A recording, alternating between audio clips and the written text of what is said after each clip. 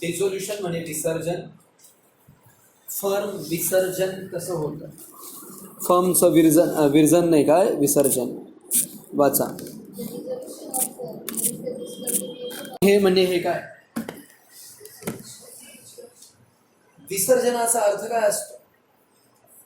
गणपती बाप्पा बोल इथे फर्मचं विसर्जन. फर्म नंतर firm means discontinuation of the legal म्हणजेच relation existing between all partners of the firm. फर्मच्या सगळ्या पार्टनर्स मध्ये जे लीगल रिलेशन आहे ते काय होतं? डिसकंटिन्यू. संपतं. कोणतं रिलेशन संपतं? लीगल रिलेशन संपतं.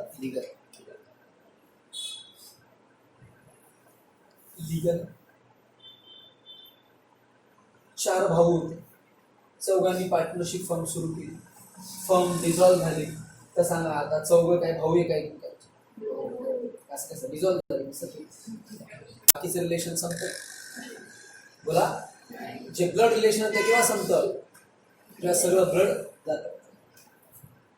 डेथ झाल्यावर पुढे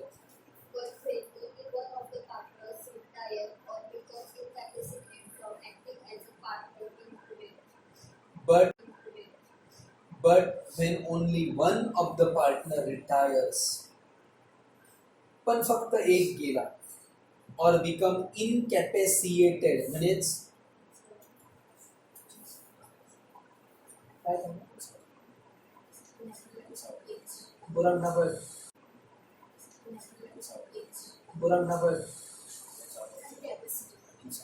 काही नाही.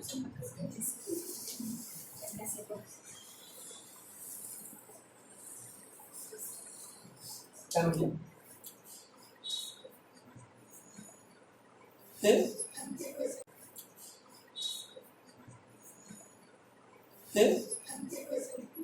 तुम्हारे कैपेसिटी है क्या? किसकी कैपेसिटी तुम्हारे पास? एक्टिंग करने की कैपेसिटी म्हणजे क्षमता. इनकॅपॅसिटी म्हणजे एक्टिंग ॲज अ पार्टनर. तो आता पार्टनर म्हणून काम करू शकत नाही. का बरं? Due to death. सर एखादा वारला, तो वारल्यावर तो पार्टनर म्हणून काम करू शकेल का? हो. वारल्यावर तो भूत बनून तुमच्या बिझनेसला फायदा पोहोचवतो. काही संबंध.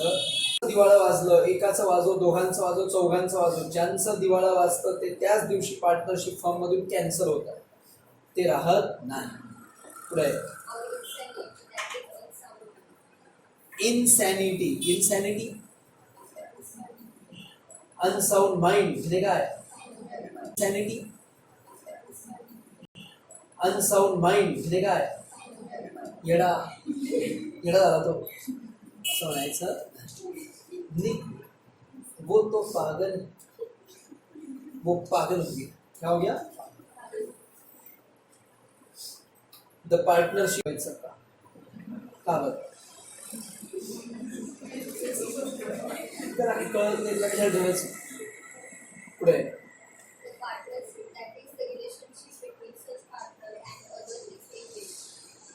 रिलेशनशिप कोणामधलं संपतं? तो पार्टनर आणि बाकीच्या पार्टनर्स मधलं रिलेशन संपतं.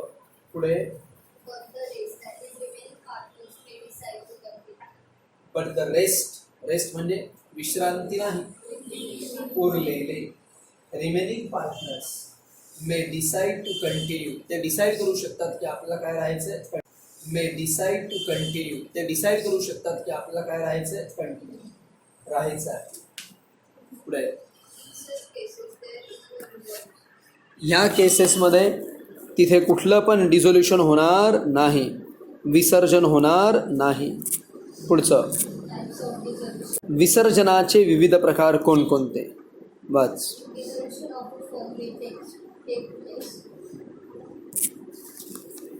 डिझोल्युशन कसं कसं होऊ शकतं पार्टनरशिप फर्मचं? पहिला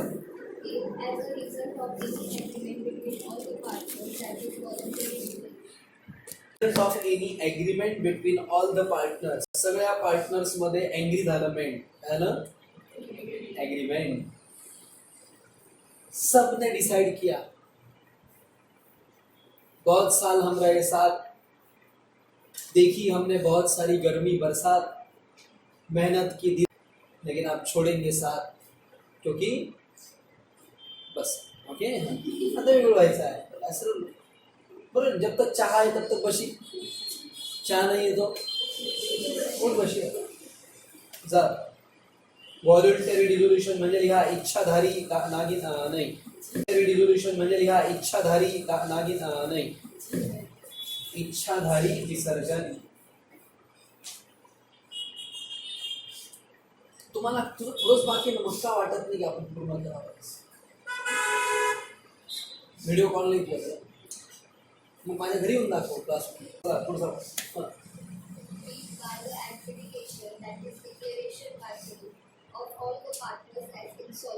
बाय द ऍडज्युडिकेशन, ऍडज्युडिकेट करणं, डिक्लेअर करणं म्हणजेच काय?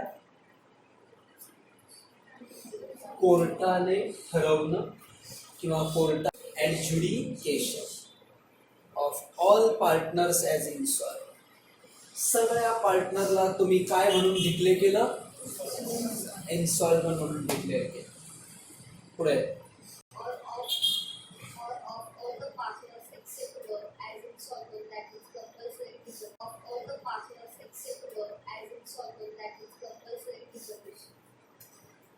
किंवा दुसरं एक सोडून बाकीचे सगळे इन्सॉल्वंट झाले तरी ती फर्म कंपल्सरी डिझॉल्व करावी लागते।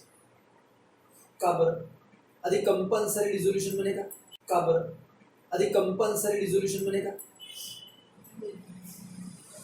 लिहा सक्तीचं विसर्जन। कोणत्या तिचं? सक्तीचं विसर्जन, कंपल्सरी विसर्जन। कसं कसं?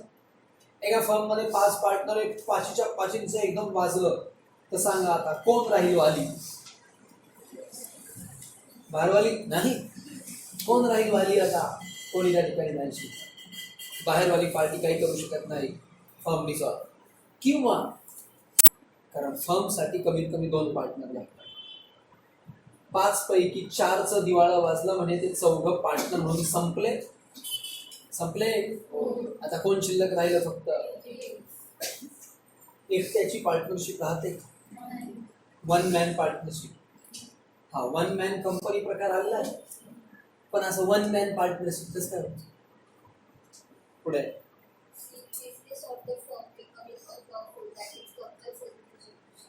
ज्या दिवशी तुमचा फर्म अनलॉफुल होईल, पहले वो शुगर का बिजनेस कर रहे थे, फिर ब्राउन शुगर का बिजनेस कर रहे थे, फिर ब्राउन शुगर के बिजनेस में उतरे। सगळा ब्राउन शुगर चालते का? ब्राउन शुगर म्हणजे काय है? ब्राउन शुगर माहित नाही म्हणजे हिरोईन, हिरोईन नाही म्हणजे हिरोईन, हिरोईन नाही हेरोईन म्हणजे काय असतं ते? अरे ड्रग्ज, ड्रग्ज म्हणजे काय? अंमली पदार्थ जे असतात, तुम्ही त्याला ब्राउन शुगर असं म्हणता। ब्राउन ब्राउन शुगर त्याचा तुम्ही इंग्लिश तर बघितलं असतं ना, स्मगलिंग करतात ते, तसं हिरो स्मगलिंग करतात मग तो चांगला होतो का बरं? आधीपासून चांगला नाही राहत आहे। पुढे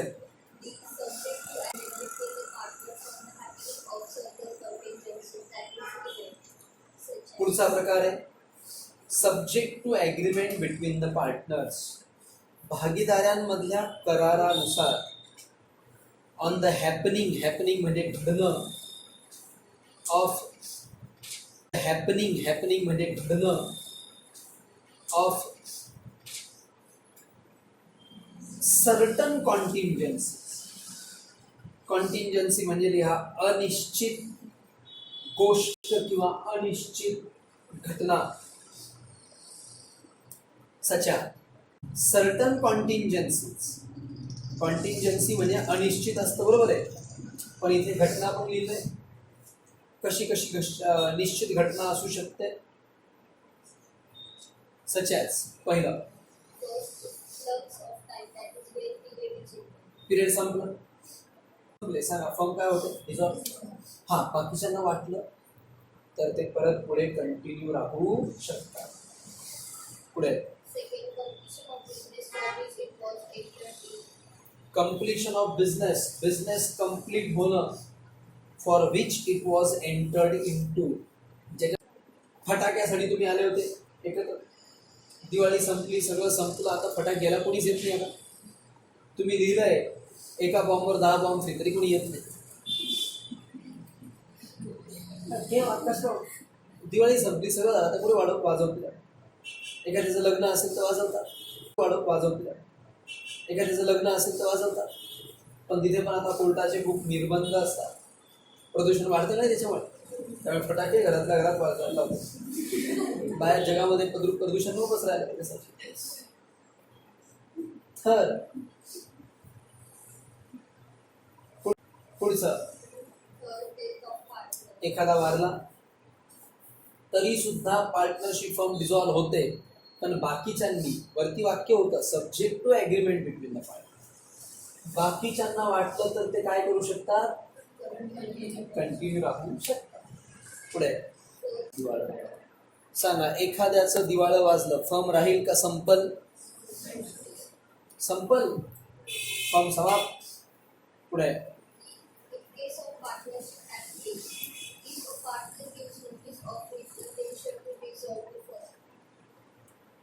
पुढचं ते म्हटलंय.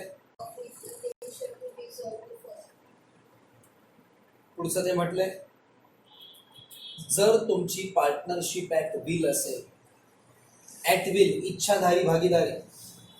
बसा खाली. If a partner gives notice of his intention to dissolve the firm. जिथे notice of his intention to dissolve the firm, जिथे पार्टनर नोटीस देतो सगळ्यांना की माझं इंटेन्शन आहे फर्म काय करण्याचं, डिझॉल्व, विसर्जित करण्याचं. पार्टनरशिप ॲट विल मध्ये सगळ्यांना विचारत बसायची गरज नसते. बोला सगळ्यांना विचारतो का आपण, गरज नसते. बोला सगळ्यांना विचारतो का आपण. ही खिडकी अशीच उघडली होती का म्हणून गरम होती, जास्त उघडायला पाहिजे, तिकडून हवा जास्त येईल. थोडंसं आहे ना, तुम्ही का बरं समाजसेवक बनत नाही मला कळत. जिथे बसले तिथे खिडकी पूर्ण उघडून द्यायची, लाईट फॅन बंद करायचं, हे लक्षात ठेवायचं. थोडंसं देशाचे तुम्ही हे बना नागरिक. ओके चांगले. नेक्स्ट नोटीस मध्ये तुम्ही जी पण डेट टाकाल त्या डेट डिझॉल्व, विसर्जित होणार. त्या डेट पासून पुढे तुमची फर्म चालणार. नेक्स्ट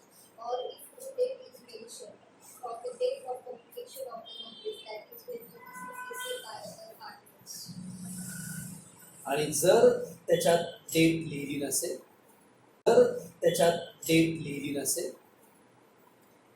शक्यतो डेट लिहायला पाहिजे. डेट लिहिली 12 तारखेपासून फर्म डिझॉल्व तर 12ला dissolve.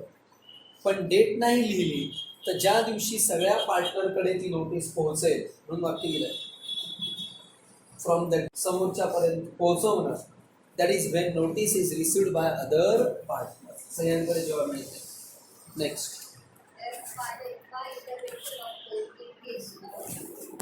Bye intervention of the court. What do you mean by intervention. इंटरव्हेन्शनचा अर्थ लिहा मध्यस्थी.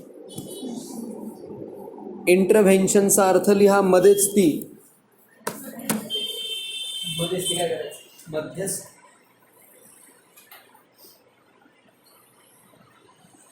Bye the intervention of the contract, मध्यस्थी. कोणाची मध्यस्थी, इंटरव्हेन्शन ऑफ द कॉन्ट्रॅक्ट, मध्यस्थी.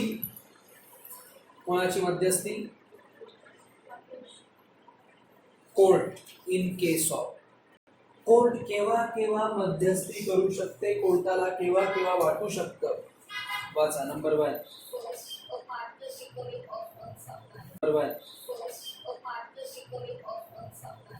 जेव्हा तो पार्टनर काय होतो, unsound mind. What do mean by unsound? Unsound, वेडा. वेडा रे वेडा. ओके. जेव्हा तो वेडा होतो कुठल्याही प्रकारचा, एखाद्या पार्टनरची कोणती इनकॅपॅसिटी, परमनंट इनकॅपॅसिटी टू परफॉर्म हिज ड्युट्या. ड्युट्या बुगल्या नाही, ड्युटीज म्हणजे काय, कर्तव्य. तो त्याच्या कर्तव्या हातपायच नाही लागला. किंवा त्यांचा बिझनेस याचा होता, शूटिंग, पिक्चर बनवणार, तर रोलच नाही राहिला. रोलच तर पिक्चर काय बनवणार, बरोबर का? त्या दृष्टिकोनातून तो डेप्टी झाला डॉक्टर, पण त्याचे स्वतःचे दात पडले सगळे. तो डेप्टी झाला डॉक्टर, पण त्याचे स्वतःचे दात पडले सगळे. आता अशा डेंटिस्टकडे जाऊ का आपण, तिथे स्वतःचेच दात पडलेले आहेत? नाही. पुढे misconduct of a partner, comma, misconduct of a partner, comma, एखादा पार्टनर गैरवर्तन करतोय, अफेक्टिंग द बिझनेस, ज्याचा तुमच्या बिझनेसवर परिणाम होतो. म्हणजे काय, तो पिऊन येतो, फर्म मध्ये पिऊन बसतो. सांगा, अशी पिऊन लोक चालतात का? पण त्यांचं फर्म मध्ये दारूचं दुकान आहे, मग चालेल का? तरी नाही चालेल.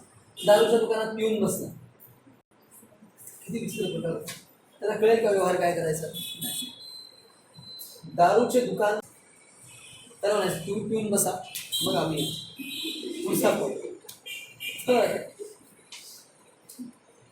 काय झालं, तो त्याच्या बिझनेसमध्ये मिसकंडक्ट करतो. हे बघा, त्याने बाहेर काही करू आपलं त्याची घेणं,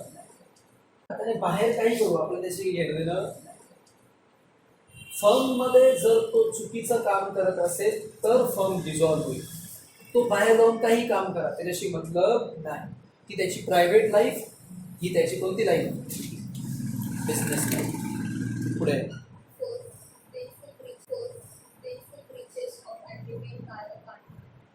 wilful breaches. What do you mean by wilful? जाणून बुजून, हिंदी में जान बुझ के, ते लोक बुचकायत पडतात. नेमकं काय म्हणतो, चांगलं म्हणतो का काय म्हणतो? जान बुझ के असं म्हणायचं. जाणून बुजून तो मिसकंडक्ट करतोय किंवा जाणून बुजून ब्रीच करतोय. ब्रीच म्हणजे, ब्रीचचा अर्थ लिहा, उल्लंघन करणं.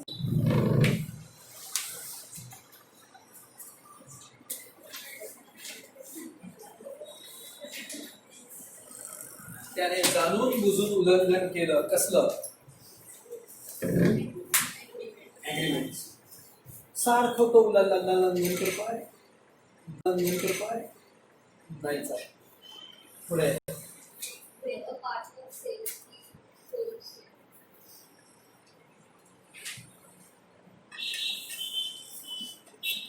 होल शेअर म्हणजे त्याने स्वतःचा पूर्ण हिस्सा दुसऱ्याला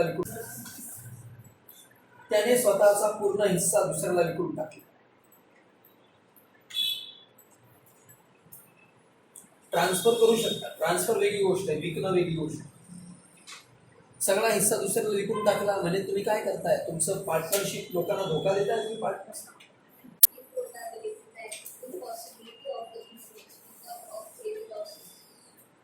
गेल्या 10-12 वर्षापासून फर्मला पूर्णपणे लॉस होतोय.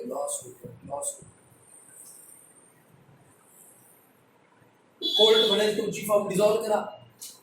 पार्टनर म्हटले आम्हाला काही प्रॉब्लेम नाही, आम्ही अजून 10 वर्ष लॉस सहन करू शकतो, आमच्याकडे जबरदस्त संपत्ती. मग तरी कोर्ट सांगू शकते का की फर्म डिझॉल्व्ह करा? हो. जज म्हणेल तुम्ही सहन करू शकता, पण आम्ही नाही सहन करू शकतो. 10 वर्षामधून तुमचा बिझनेस लॉस होऊ शकतो. 10 वर्षामधून तुमचा बिझनेस लॉस मध्ये आहे याचा अर्थ काय होईल?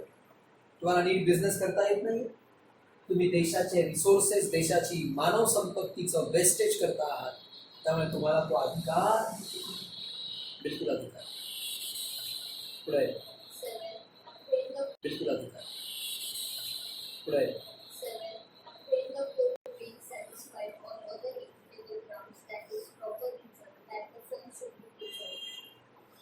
when the court being satisfied, जर कोर्ट स्वतः सॅटिस्फाईड आहे, सॅटिस्फाईड आणि आहे किंवा तिला असं वाटतं आहे, सॅटिस्फाईड. कोर्टाला सॅटिस्फाईड करणं म्हणजे काय करणं?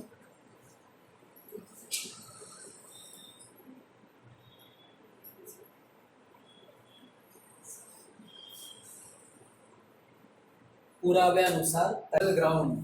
कोणतं ग्राउंड? इक्विटेबल ग्राउंडचा अर्थ योग्य कारण. That the firm should be dissolve. की ती फर्म काय व्हायला पाहिजे? डिसॉल्व व्हायला पाहिजे, म्हणजे विसर्जन व्हायला पाहिजे. अशा पद्धतीने हे बघा, कोर्टाकडे जबरदस्त पॉवर आहे. आता 2 दिवसापूर्वी मोदींना झटका दिला का नाही कोर्टाने? राफेलचे कागदपत्र सगळे तुम्हाला सादर करावे लागतात.